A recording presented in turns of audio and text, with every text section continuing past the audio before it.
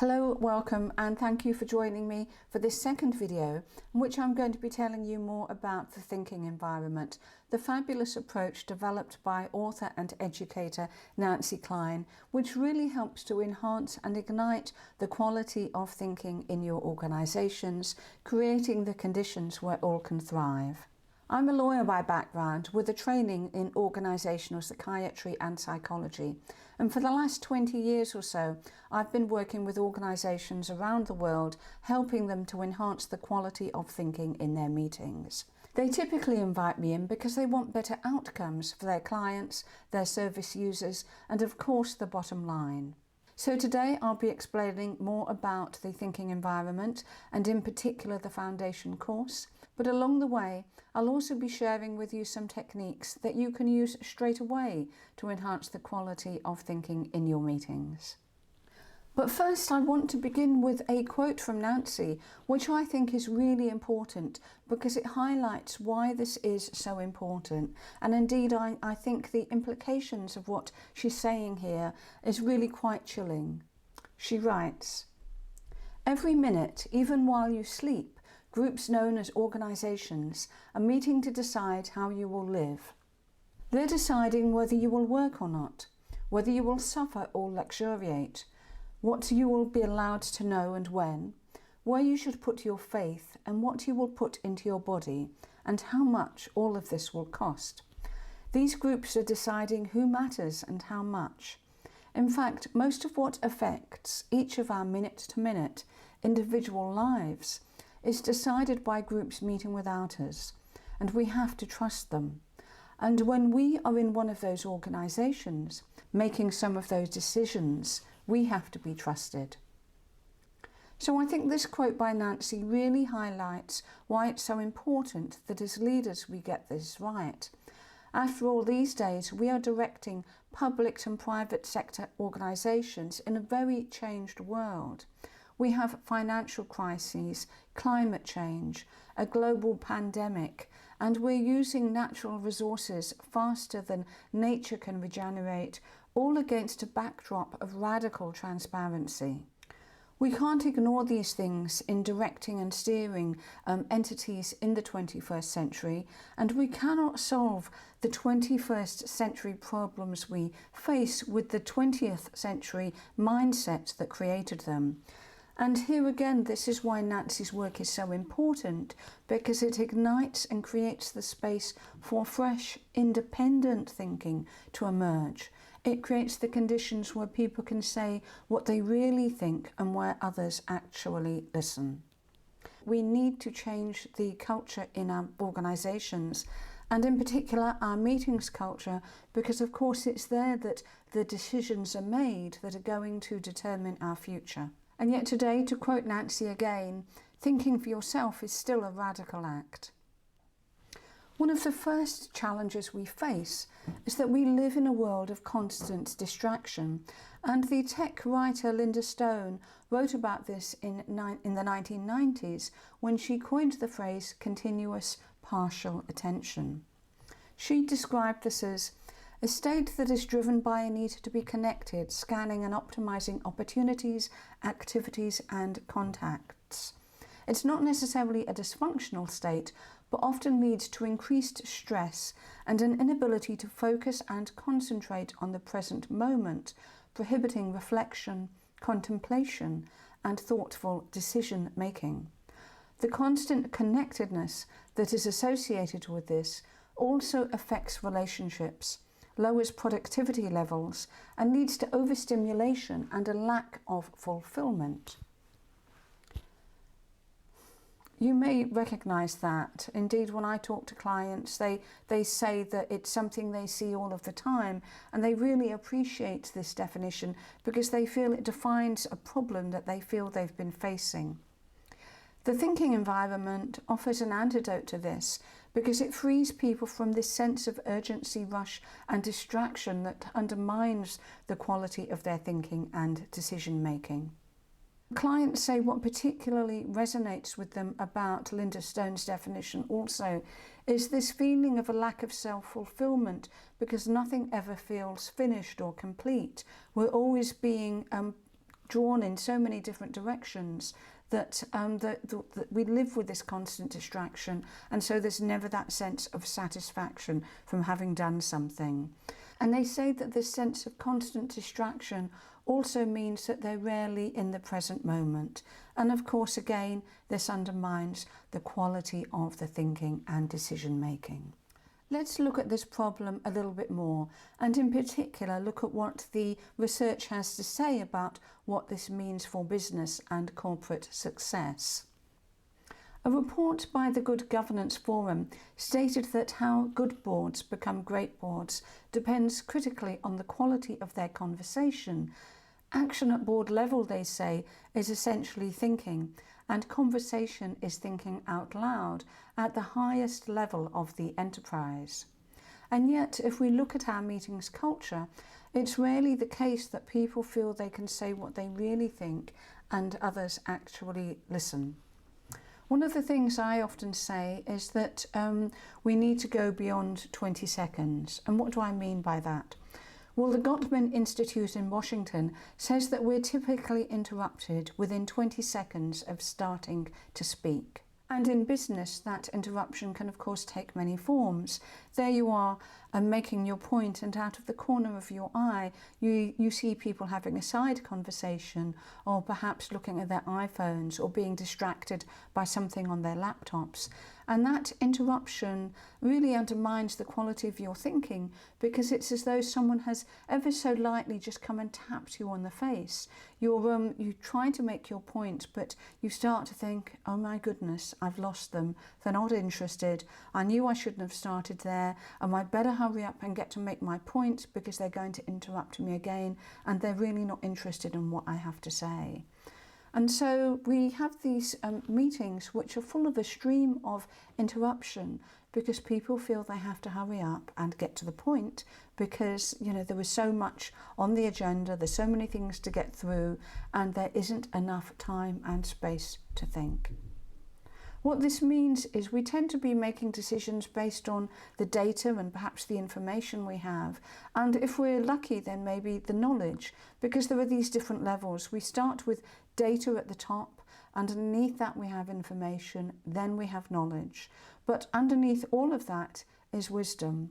And what we really need to do is to tap into the wisdom, the compassion and the courage that we've developed over a lifetime, and which is available to us in these meetings if we were really able to listen.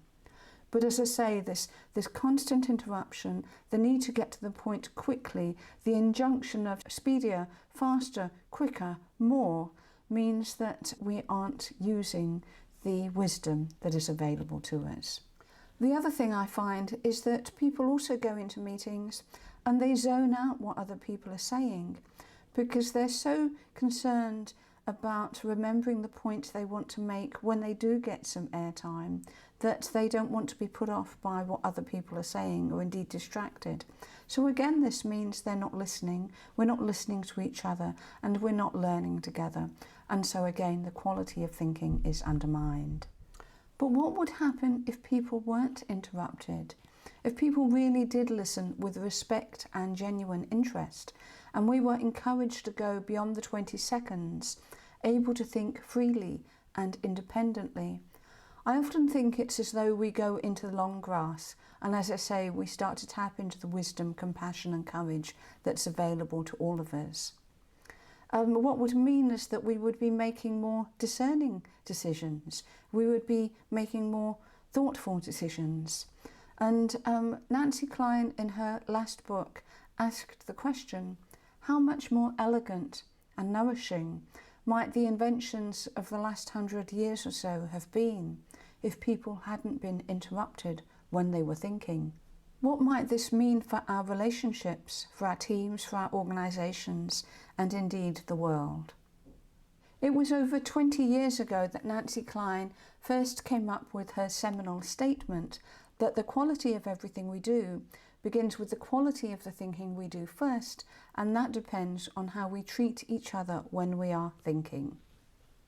In the rest of this video, I'm going to explain in detail the thinking environment approach and explore as well some of the latest thinking in leadership development that support the need for fresh, independent thinking in organisations. I'll also be telling you about how I've used the thinking environment approach with organisations around the world, including Sony Pictures, Skanska, Arup and the like, as well as public sector entities such as the UK's National Health Service and the Cabinet Office. So what does it mean for organisations and indeed society if people can't say what they really think when they're sitting around the boardroom table? If they're more concerned about what the boss thinks, about being right, about impressing people, about saying the first things that comes into their mind because they're concerned that they're going to be interrupted. What's happening here is that we're starting to get groupthink, a problem that really plagues organisations and has led to so many of the corporate crises that we see today. And the challenge is that doing what everyone else does, thinking what everyone else thinks, yes, it keeps us safe and maintains the status quo, but there's a huge cost for ourselves, the organisation and society at large. We get narrow short-term thinking, a focus on outputs, not outcomes, conformance, not performance, and catastrophic corporate failure, as the need to keep one's head down and deny our truest values overwhelms the need to do what is right. And of course, as I said earlier, it's not just in corporations we see this, it's at the heart of government. So what does this mean for our leadership? Well, one of the most important responsibilities of a leader is to create an environment for success where fresh independent thinking can emerge. And the thinking environment is founded on the belief that if you create the right environment, people will and can think for themselves. And it recognises explicitly that the quality of everything we do depends on the quality of the thinking we do first, and that the key factor in the quality of a person's thinking is the way they are treated by the people who are with them when they are thinking. For people to think well for themselves, the people around them need to behave in certain ways, and the thinking environment has identified and articulated these. And these are the 10 components or behaviours that lie at the heart of Nancy Kline's thinking environment approach.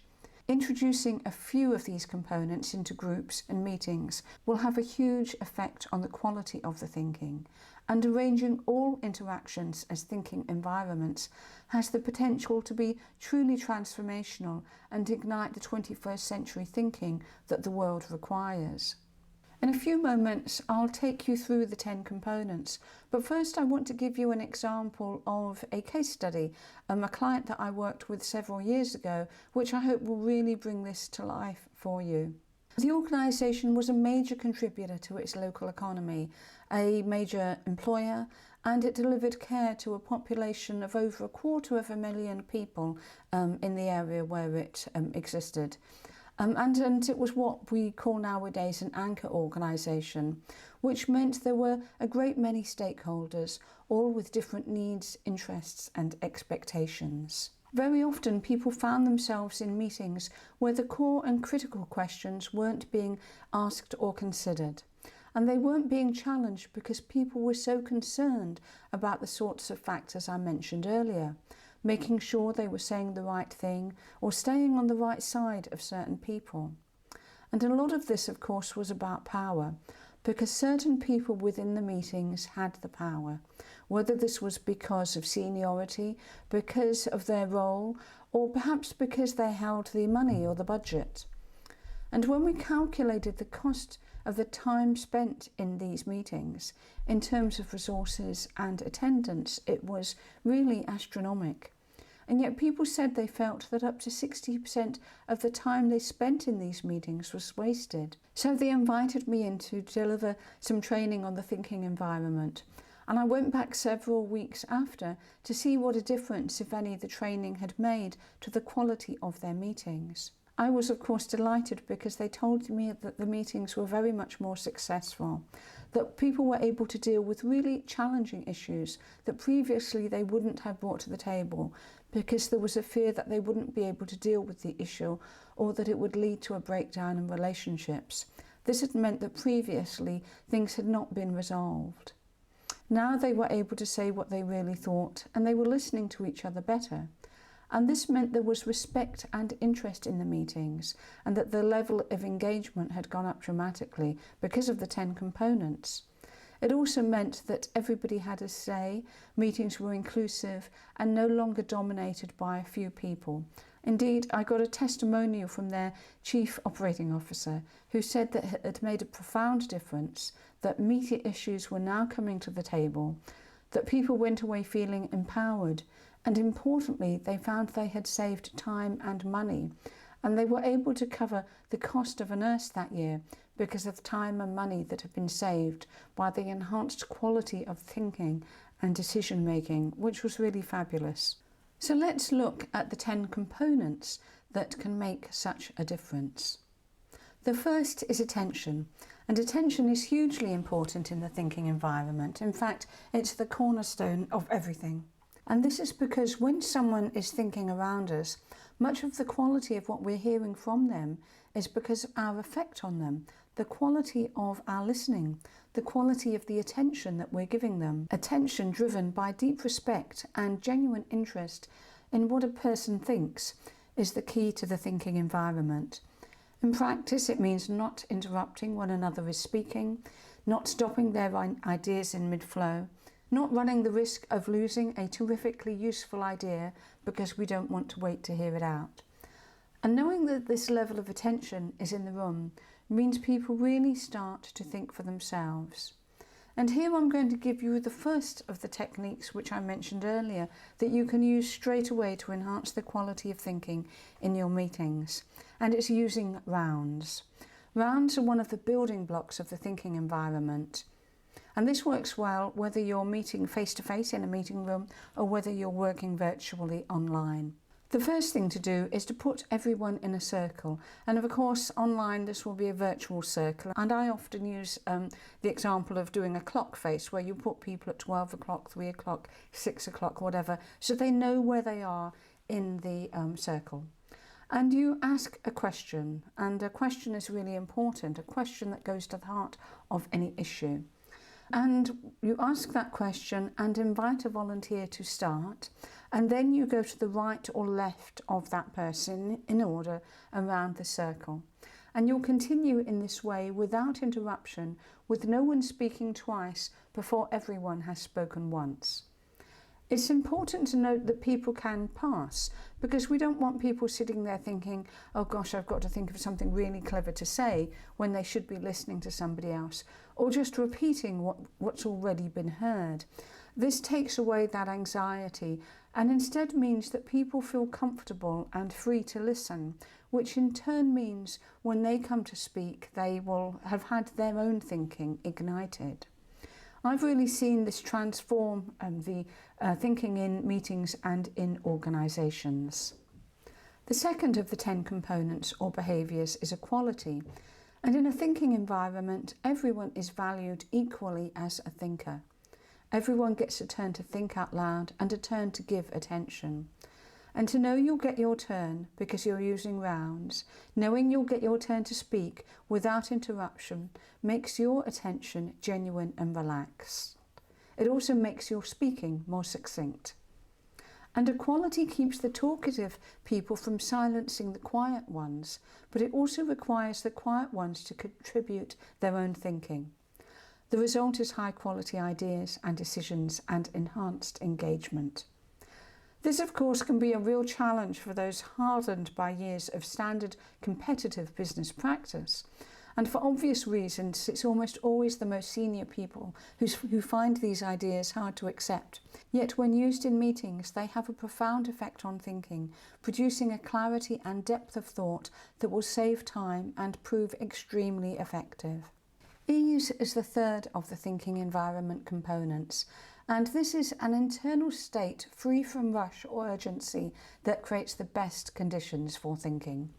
But ease, particularly in organisations, and because of the push aspects of social media, is being systematically bred out of our lives. We need to face the fact that if we want people to think well under impossible deadlines and the injunction of faster, better, cheaper, more, we must cultivate internal ease. And this takes the discipline of a thinking environment, and it takes a preference for quality over the rush of adrenaline. The fourth of the components is appreciation. Organisational culture and society very often teach us that to be appreciative is to be naive, whereas to be critical is in some ways to be astute. And so in discussions, we are very often asked to think first, and sometimes only, on the things that aren't working. And typically we see in organisations a ratio of 5-to-1 of criticism to appreciation. And the thinking environment reverses this and generates a balanced ratio of appreciation to challenge, so that individuals and groups can think at their best, because everybody thinks best when they are acknowledged and appreciated. And this brings us to the fifth component, which is encouragement. And of course, courage lies at the heart of encouragement. It's a state that moves beyond internal competition to support thinking at the cutting edge, and requires us not to be jealous of the potential success of another. What looks like a contradiction is surprisingly effective. Letting go of the instinct to be first allows an ease to spring up that improves every aspect of thinking. Well, we're halfway through the 10 components, and the sixth one is feelings. And this, again, is an interesting one because it's counterintuitive. People think if they talk about their feelings, then they won't be able to think. Whereas in fact, it's the other way round. Because how often do we find that we're not talking about our feelings and we're sitting there raging in a meeting or upset or angry about something, but we're not able to say it.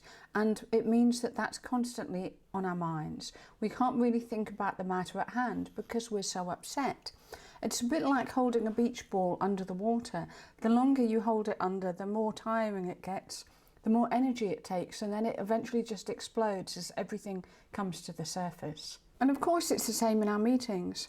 I remember I was working in an organisation where there had been an incident and a high-performing team was really starting to suffer. This was because normally they all got on really well, but because of this incident, there was an investigation taking place, and the team leader wasn't able to share with the team what was going on. And what this meant was that the issue wasn't addressed, and it also then meant that their feelings weren't discussed about the issue. And what she said to me after the training I did with her was that she needed to go back and listen through the anger. And what she meant by that was she couldn't go back and reveal the confidential aspects of the issue, but she could at least give them an opportunity to talk about how they felt and the frustration they had, and because in this case it was because someone had left under a cloud. And so going back and listening through the anger, I think, was something really courageous, but it also meant that their thinking could restart, and this high-performing team could go back to being the successful team that it had been previously. The next component is information, and this is hugely important, but when you think about it, how often are you in meetings where you're being expected to make decisions without having all the information to hand? And it's also about dismantling denial. And Nancy has a fabulous question here, which is, what will we discover in a year's time that we know now? And what we mean by that is, how often have we been in those situations where there's a real problem and you suddenly look back and you think, do you remember a year ago or 6 months ago when we had that meeting and something wasn't discussed? Nobody felt brave enough to ask the critical question or to challenge something, or to look at some of the assumptions that were being made, and because it felt easier to do that at the time. And of course this has now come back to bite them in the future, where it's caused an even bigger problem than had it been dealt with properly initially. And so dismantling denial is another aspect of the component of information. Diversity too is vital. Reality is diverse, and we need to be thinking in as diverse a setting as possible. We need to be surrounded by people from many different identity groups, and we need to know that there will not be reprisals for thinking differently from the rest of the group. The better you are at inviting and listening to different points of view, and diversity means that you have a much better chance of achieving the cutting edge thinking that you're looking for. The 9th of the 10 components is incisive questions, and this is hugely important because everything we do as human beings is driven by assumptions. We need to become aware of them, and in the thinking environment programs you get to learn about how to craft careful, incisive questions that are able to dismantle some of the limiting assumptions that we have about the world, ourselves and each other, and which we can then replace with liberating ones. And I'll say more about this on the foundation course, because the building of incisive questions really is a skill that goes to the heart of the thinking environment, and one which again will enhance the quality of thinking and productivity in your organisations. And the 10th of the 10 components is place. And place is so important because a physical environment says something. It can be a silent form of appreciation. But how many boardrooms or meeting rooms say that? How many places of business inspire warmth and a sense of purpose and community? This is so important in terms of the energy we have to think well and positively, and increasingly so in the virtual environment where people will be working in very different locations, very different setups. We need to make sure that people have equal access to the technology, etc. That means that they are able to contribute well and equally.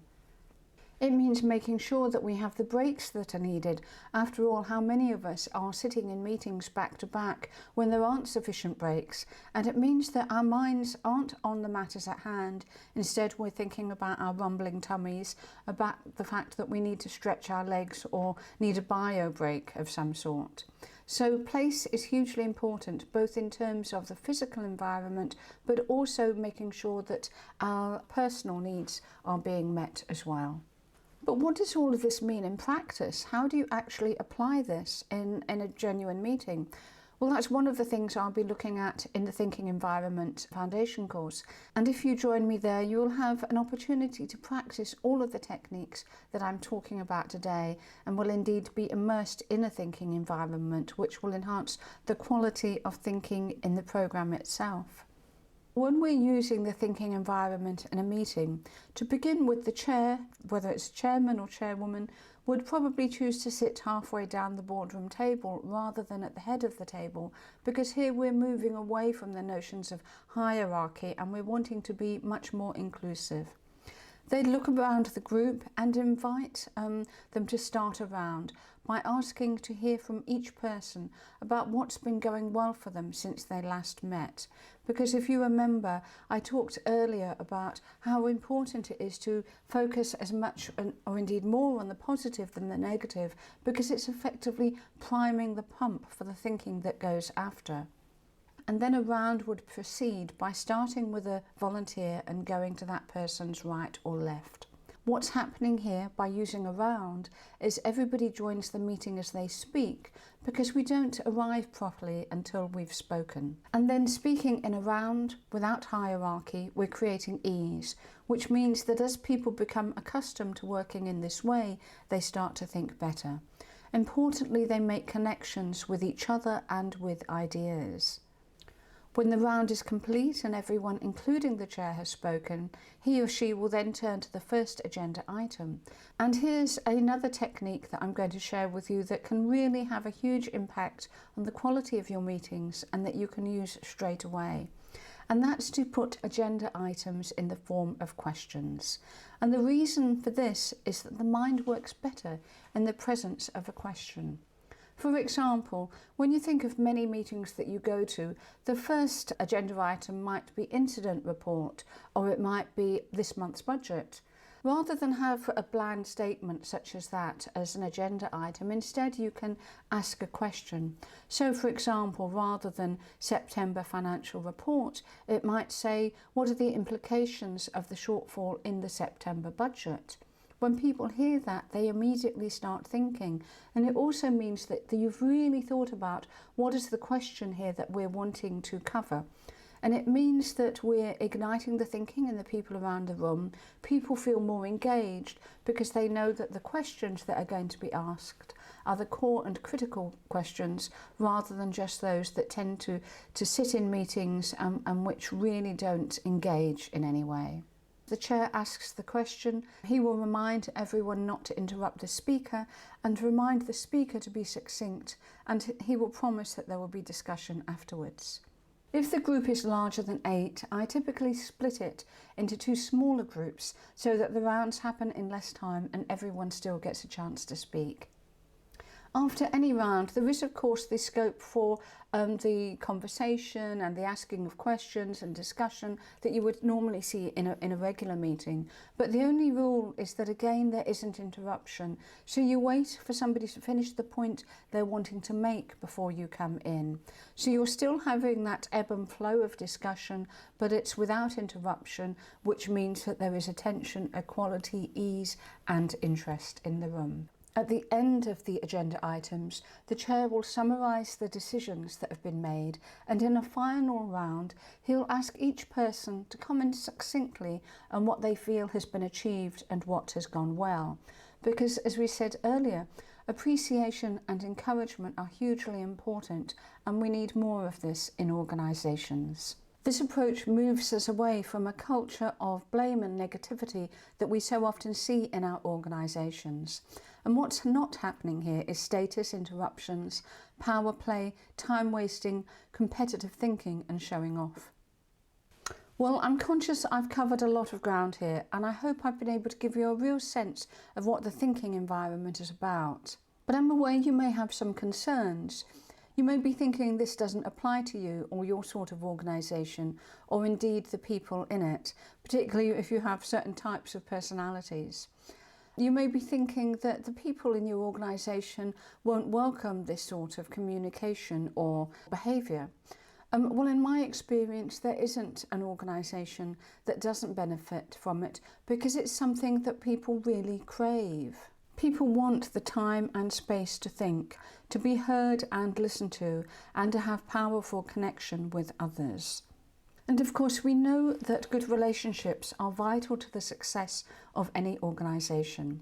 But if you use the thinking environment, it's not only enhancing the quality of relationships in your teams, it's extending that to beyond those, to your relationships with your clients and indeed all your other stakeholders.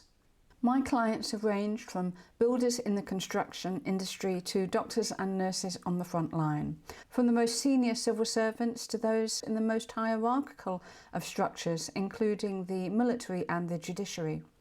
All have been really surprised by the impact the thinking environment has had, not only in their teams, but also in the quality of their relationships with their friends and families. So when should you do the programme? When should you try it out? Well, for a new organisation, it's perfect, as it really sets the tone going forward.